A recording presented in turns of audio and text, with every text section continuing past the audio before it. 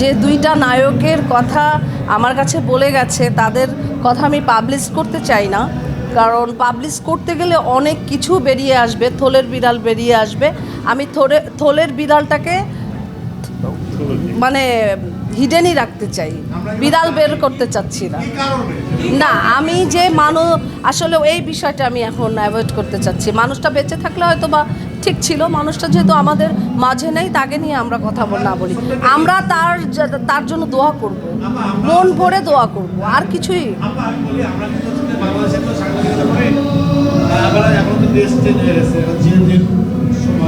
আমরা জানি একটা বিদেশে পালায় আছে, একটা দেশে আছে, বলেন না না না, এই বিষয়ে আমি কিছুই বলতে নারাজ।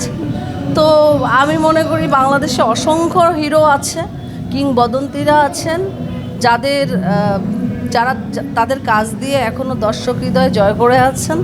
যেমন সালমান শাহ, মান্না ভাই, এনারা মারা গেছেন, কিন্তু এনাদের স্মৃতি, এনাদের ছবি কথা বলে আজও দর্শক হৃদয়ে। এরা একেবারে মণিকোঠায় এরা আছে। সো এদেরকে নিয়ে কথা বলতে আমার ভালো লাগে, এদেরকে নিয়ে কথা বলি আমরা। অনেক বছর পেরিয়েছেন, প্রতি বছরই ভালোবাসা দিবস আসে এবং এবারও সামনে ভালোবাসা দিবস আসছে।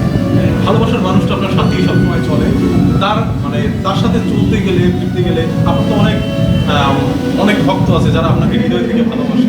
কখনো এই দুইটার ভিতরে কোনো কনফ্লিক্ট পেয়েছেন কিনা? আমাকে অনেক হিরোরা অনেক রকম কথা বলে, স্বপ্নে দেখেছে এরকম একটা ছেলেকে কেন আমি বিয়ে করেছি, আমার জামাই বলদ, এরকম সাদা চামড়া, এটার মধ্যে কোনো ম্যানলি ভাব নেই, মানে নানান লাভ লাভ লাভ নানান কথা। তা আমি কিছু মনে করি না আমার অডিয়েন্সকে নিয়ে। আবার অনেকে বলে যে এর সাথে কেন আমি রিলস করি, এ তো অভিনয় পারে না, আমাদের সাথে এসে করেন। আমরা তো সারা জীবন আপনাকে হৃদয়ের রানী করে রেখেছি, আমাদের স্বপ্ন কেন ভেঙে দিয়েছেন, এরকম নানান কথা আমি শুনি, কিন্তু আমি খুব এনজয় করি।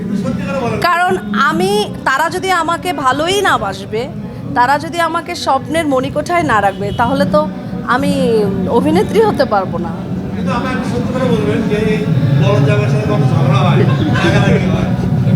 দেখুন, আমি কিন্তু তাকে আমি কিন্তু বলিনি যে আমার জামাই যে ওয়ার্ডটা ইউজ করেছেন এটা দর্শক বলে। কারণ দর্শক কেন বলে, দর্শক আসলে অনেক জেলাস ফিল করে। ওরা স্বপ্নের রানীকে তো তারাও ছুতে চায়, স্পর্শ করতে চায়, হয়তোবা মনে মনে অনেকবার স্পর্শ করেছে, বাস্তবে চায়। কিন্তু সেটা শোনো, একটা কথা আছে, তোমাদের বলি, তোমরা আমার জুনিয়র, আঙ্গুর ফল কিন্তু টক হয় না ছুতে পারলে। তো যেহেতু তারা আমাকে ছুতে পারে না, সেহেতু আঙ্গুর ফলটা টক, এই জন্য আমার জামাইটাকে তারা টক বানিয়ে ফেলেছে। সো